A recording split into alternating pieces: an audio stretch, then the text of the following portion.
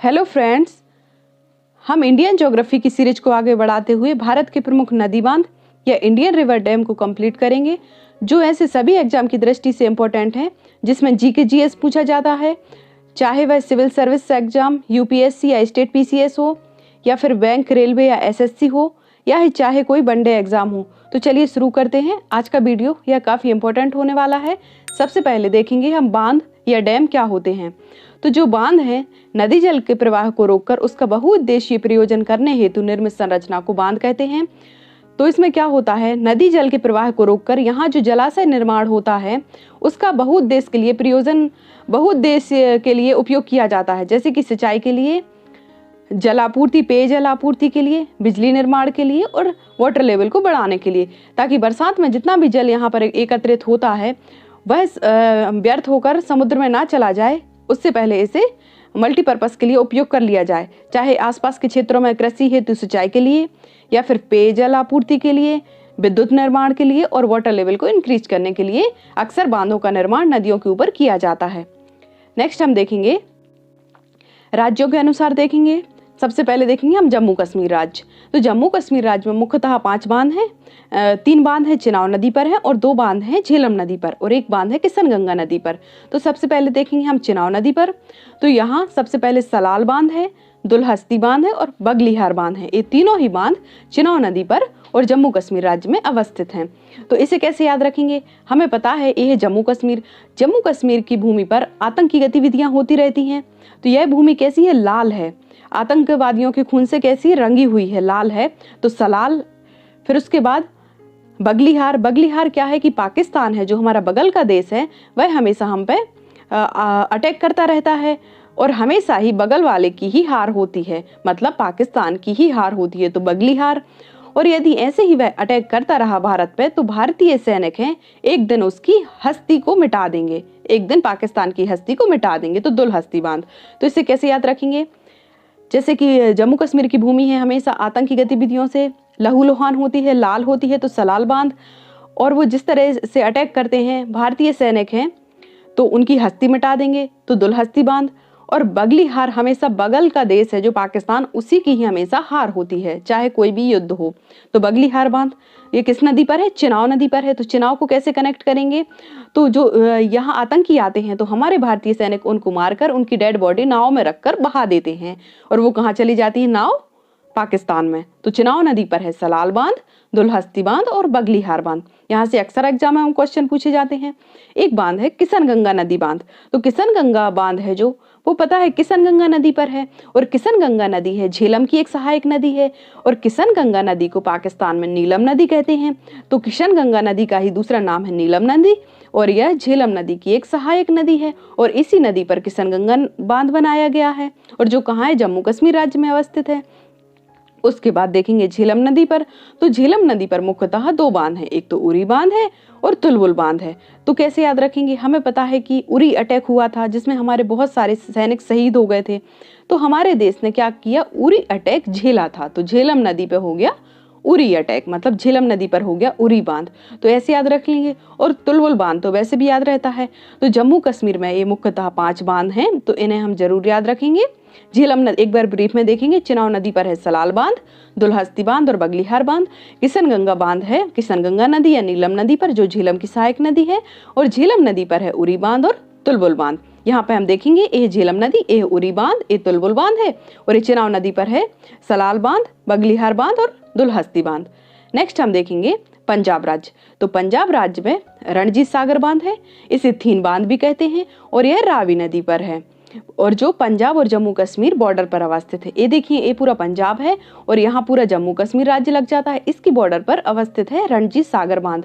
इसका अधिकांश हिस्सा है वो पंजाब राज्य में अवस्थित है, इसलिए इसकी लोकेशन पंजाब में दर्शाई जाती है और रणजीत सागर बांध को ही हम थीन बांध कहते हैं और यह पंजाब और जम्मू कश्मीर बॉर्डर पर अवस्थित है।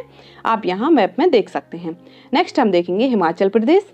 हिमाचल प्रदेश में बेसिकली 3 बांध हैं। सबसे इंपॉर्टेंट है भाखड़ा नागल बांध।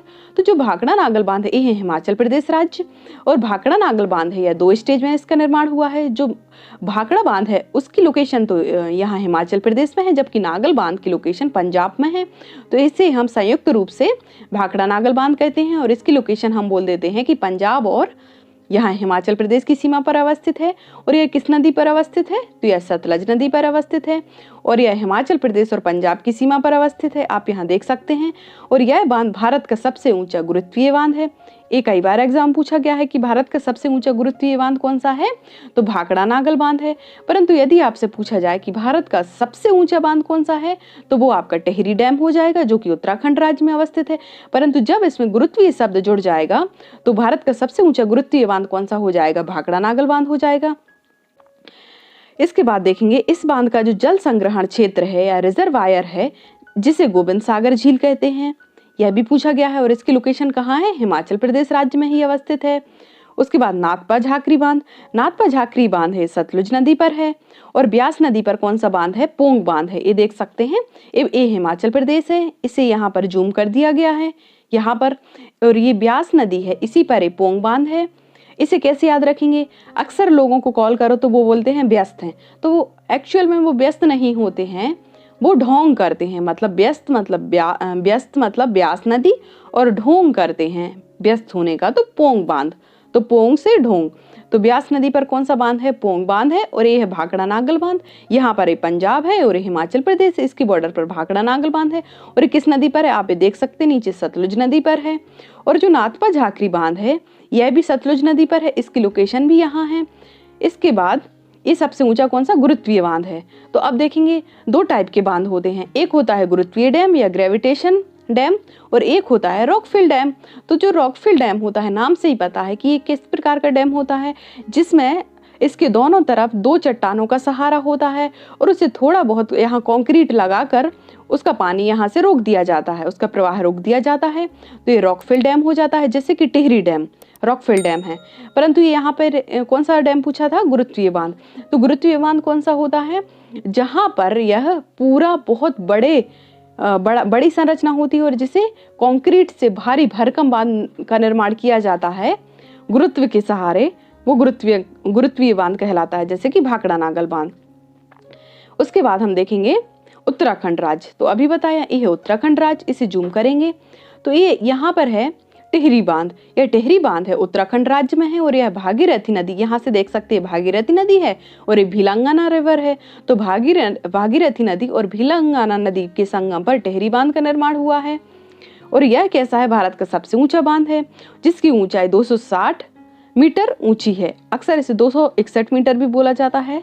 तो एक एवरेज याद रखेंगे, 260 मीटर ऊंचाई है किसकी? टिहरी डैम की, और जो किस राज्य में है? उत्तराखंड राज्य में है। और यह भागीरथी नदी और भीलंगाना नदी के संगम पर है और यह भारत का सबसे ऊंचा नदी बांध है। नेक्स्ट हम देखेंगे राजस्थान में। तो राजस्थान में 2 बांध हैं, एक राणा प्रताप सागर बांध और जवाहर सागर बांध। पर ये दोनों बांध है चंबल नदी पर हैं। ये देख सकते हैं, यहाँ से चंबल नदी निकली है।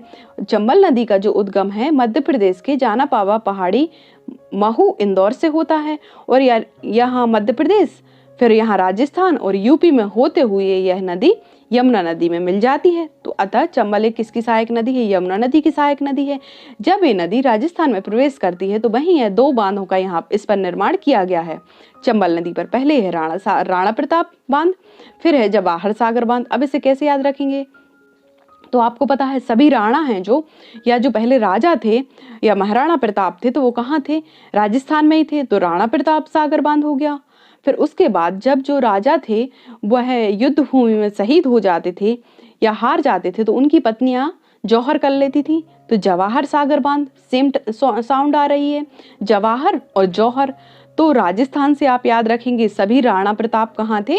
राजस्थान में थे। और जब वह शहीद हो जाते थे या युद्ध भूमि में हार जाते थे, उनकी मृत्यु हो जाती थी, तो उनकी जो रानियां होती थी वो जौहर कर लेती थी। तो जवाहर जौहर। तो जवाहर सागर बांध कहाँ है? राजस्थान में है और दोनों ही चंबल नदी पर है। उसके बाद देखेंगे हम मध्य प्रदेश। तो मध्य प्रदेश में है, मध्य प्रदेश में 2 बांध बहुत इंपॉर्टेंट है। एक चंबल नदी पर है गांधी सागर बांध। तो अभी आपको बताया कि चंबल नदी का उद्गम है मध्य प्रदेश के इंदौर के जानापावा पहाड़ी से होता है। और जब यहाँ से निकलती है तो सबसे पहले यह मंदसौर में मध्य प्रदेश में ही यह गांधी सागर बांध का निर्माण करती है और यहाँ से निकल के जब ये राजस्थान में एंटर करती है चंबल नदी तो राणा प्रताप सागर, फिर लास्ट में जवाहर सागर बांध का निर्माण करती है और यहाँ से होते हुए जब यहाँ यूपी में जाती है तो यमुना नदी में मिल जाती है। कौन सी नदी? चंबल नदी। इसके बाद हम देखेंगे चंबल नदी पर गांधी सागर बांध हो गया है मध्य प्रदेश में। उसके बाद नर्मदा नदी, तो नर्मदा नदी पर दो बांध इंपॉर्टेंट है, एक तो इंदिरा सागर बांध और दूसरा ओमकारेश्वर बांध। ये दोनों ही बांध मध्य प्रदेश के खंडवा जिले में हैं। किस नदी पर है? तो नर्मदा नदी पर है और मध्य प्रदेश राज्य में है इंदिरा सागर बांध और ओमकारेश्वर बांध। आप यहाँ देख सकते हैं इंदिरा सागर बांध है और यही खंडवा में ही कौन सा बांध है? ओमकारेश्वर बांध भी है। तो ये दोनों बांध याद रखेंगे। ब्रीफ में देखेंगे राजस्थान में दो बांध हो गए चंबल नदी पर राणा प्रताप सागर बांध और जवाहर सागर बांध। मध्य प्रदेश में हो गया चंबल नदी पर गांधी सागर बांध और नर्मदा नदी पर हो गया इंदिरा सागर बांध और ओमकारेश्वर बांध हो गया। नेक्स्ट देखेंगे हम उत्तर प्रदेश। तो उत्तर प्रदेश में जो माता टीला बांध है और यह किस नदी पर है? बेतवा नदी पर है। बेतवा नदी का उद्गम मध्य प्रदेश के रायसेन जिले से होता है और यह बेतवा नदी यमुना नदी की प्रमुख सहायक नदी है। तो यहाँ पर माता टीला बांध है, इसी का अन्य नाम है लक्ष्मीबाई बांध और राजघाट बांध इसका अन्य नाम है। तो इसी बांध को ही तीन अन्य नाम से जाना जाता है, या माता टीला बांध, लक्ष्मीबाई बांध और राजघाट बांध। कहाँ है? उत्तर प्रदेश में है। किस नदी पर है? तो बेतवा नदी पर है। आप ये देख सकते हैं इसकी लोकेशन है माता टीला बांध है। रानी लक्ष्मीबाई ये दो स्टेज में बना हुआ है। पहले से रानी लक्ष्मीबाई बांध है और इसका जो सेकंड चरण में इसका निर्माण हुआ था वो माता टीला बांध है। उसके बाद हम देखेंगे रेहंद नदी पर है रेहंद बांध। आप ये देख सकते हैं यहाँ सबसे नीचे। रेहंद नदी का उद्गम भी कहाँ से होता है? मध्य प्रदेश से ही होता है और यह एक सोन की सहायक नदी है। तो रेहंद बांध जो उत्तर प्रदेश और छत्तीसगढ़ की सीमा पर अवस्थित है। तो रेहंद बांध कहाँ है? आप देख सकते हैं यहाँ ये छत्तीसगढ़ बॉर्डर है, ये यूपी है। तो यहाँ पर ही सबसे नीचे आप देख सकते हैं रेहंद बांध है और रेहंद बांध जो उत्तर प्रदेश और छत्तीसगढ़ की सीमा पर अवस्थित है। और रेहंद बांध का जो रिजर्वायर है या जलाशय है उसे गोविंद बल्लभ पंत सागर कहते हैं। क्या कहते हैं उसे? गोविंद बल्लभ पंत सागर। तो आपसे ये भी पूछ लिया जाता है कि गोविंद बल्लभ पंत सागर कहाँ है? तो यह कहाँ है? उत्तर प्रदेश में है। उसके बाद गोविंद बल्लभ पंत सागर भारत की सबसे बड़ी कृत्रिम झील है। क्या है यह गोविंद बल्लभ पंत सागर? यह भारत की सबसे बड़ी कृत्रिम झील है, मतलब ह्यूमन मेड लेक है। तो ब्रीफ में देखेंगे उत्तर प्रदेश में बेतवा नदी पर माता टीला बांध, लक्ष्मीबाई बांध या राजघाट बांध और रेहंद नदी पर है रेहंद बांध। और जो गोविंद बल्लभ पंत सागर ये सबसे बड़ी कृत्रिम झील है, ये भी कहाँ है? उत्तर प्रदेश में है। नेक्स्ट हम देखेंगे गुजरात। गुजरात में है नर्मदा नदी। नर्मदा नदी है जो उस पर सरदार सरोवर बांध है। किस नदी पर है? नर्मदा नदी पर। आप यहाँ देख सकते हैं नर्मदा नदी का उद्गम मध्य प्रदेश के अमरकंटक से होता है, बाद में यह गुजरात होते हुए यहाँ खंबात की खाड़ी में गिर जाती है। नर्मदा नदी पर हमने देखा था मध्य प्रदेश में दो डैम थे, ओमकारेश्वर बांध और इंदिरा सागर बांध। और जब यह नर्मदा नदी जब गुजरात में एंटर करती है तो यहाँ सरदार सरोवर बांध का निर्माण करती है। यह बहुत ऊंचा बांध है।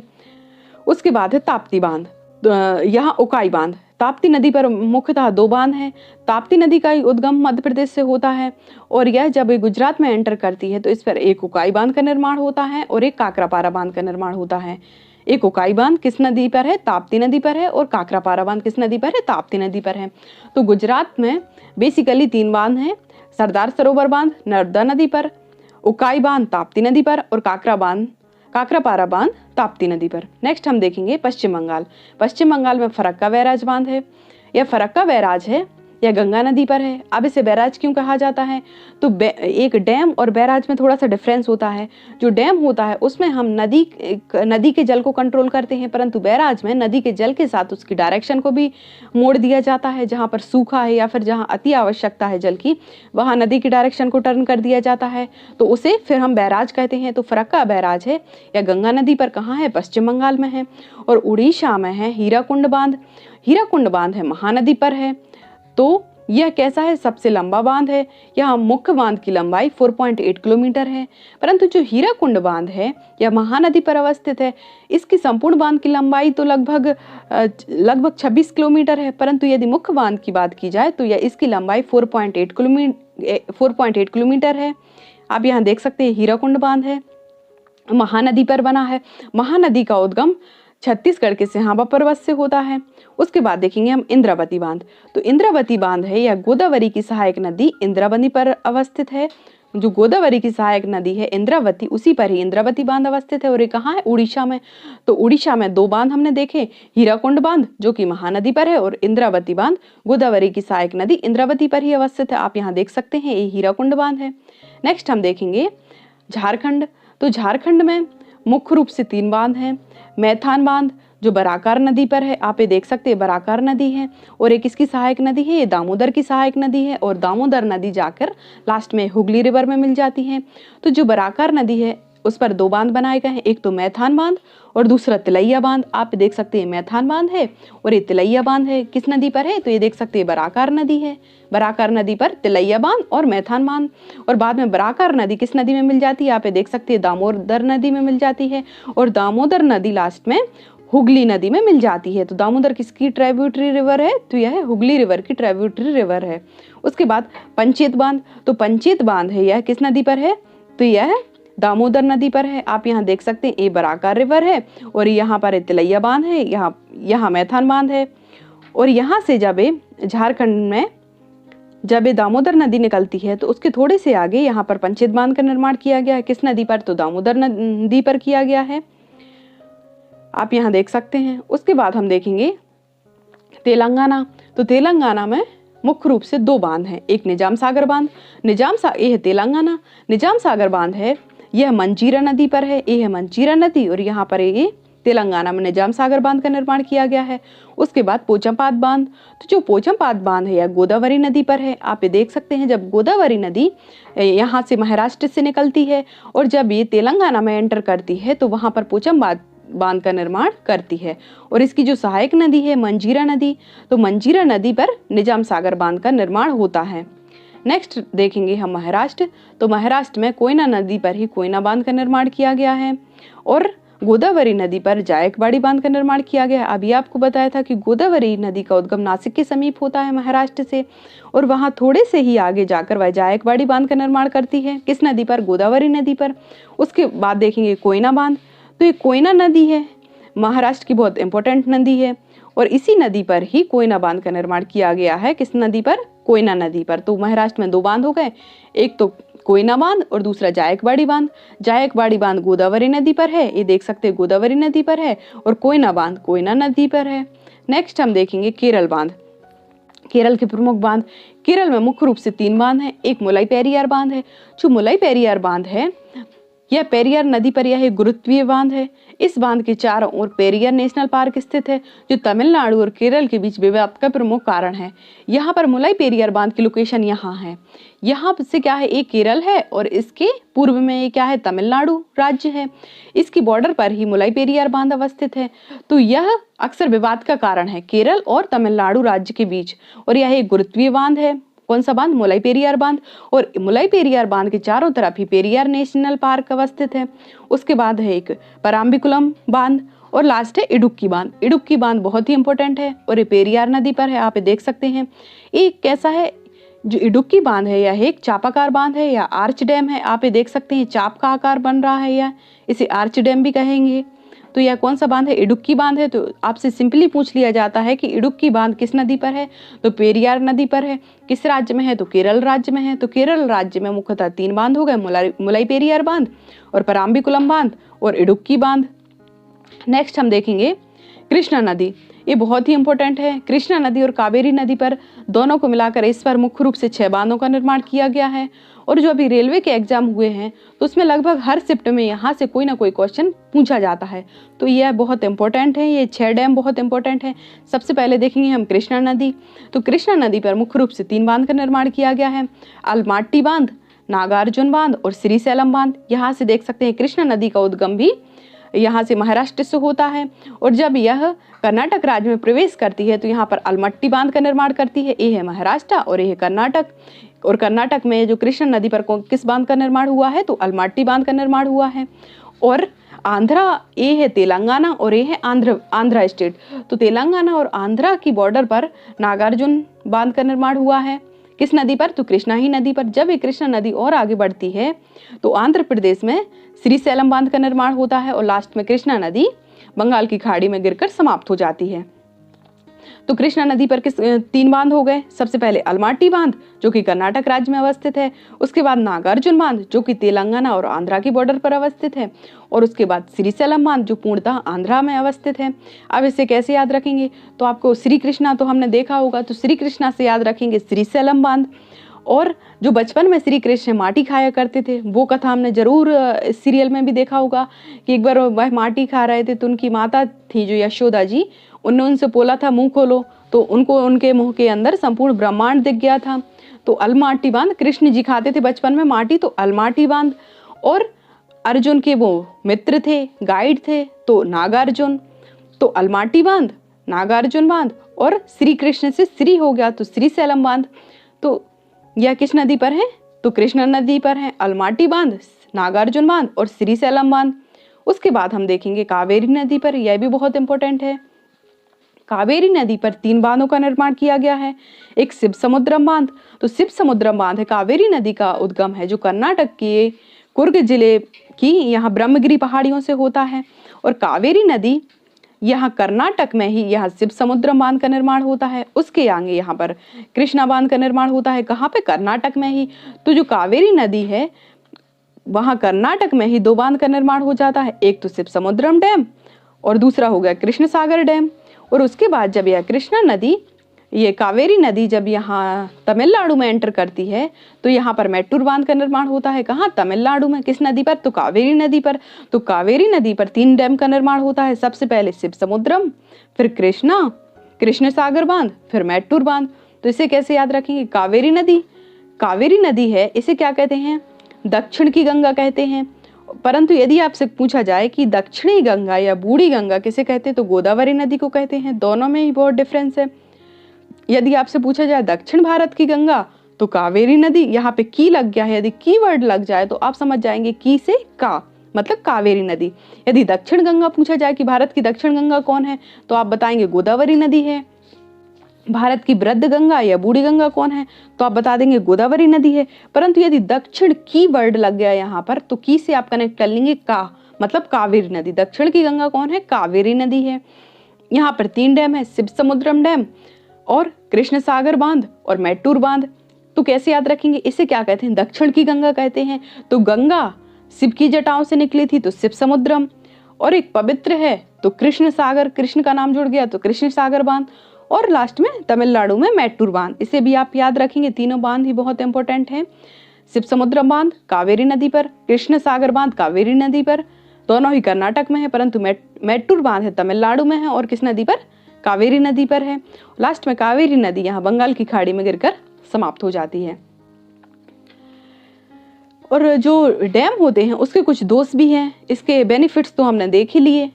परंतु इससे क्या होता है, जो बड़े बड़े डैम्स का निर्माण होता है उससे क्या होता है, पृथ्वी पर दबाव उत्पन्न होता है और यह प्लेटों में अक्सर हलचल के कारण भूकंप आ जाते हैं।